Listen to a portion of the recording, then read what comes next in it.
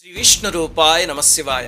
అమ్మవారి స్వరూపాల్లో మనం చూడగానే మనకి అమ్మని స్ఫురణ తెచ్చే రూపం ఏంటి చెప్పండి? అన్నపూర్ణ స్వరూపం.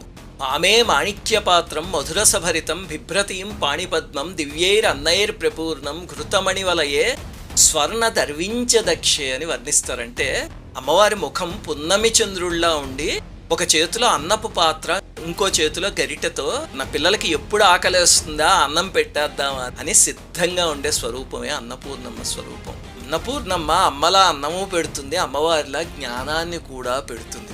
దేవీ భాగవతంలో కథ ఉంది. బృహద్రథుడు అనే రాజు ఉండేవాడు, ధర్మబద్ధంగా పాలన చేసేవాడు.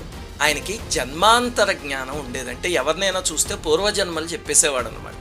ఆ శక్తికి ప్రజలందరూ ఆశ్చర్యపోయేవారు. ఒకసారి మహర్షులకి ఈ విషయం తెలిసి ఆయన దగ్గరికి వచ్చి, రాజా, నువ్వు సత్యవాదివి, జితేంద్రియుడివి, నీకు ఈ జన్మాంతర జ్ఞానం ఎలా అబ్బింది? పూర్వజన్మలో ఏ సాధన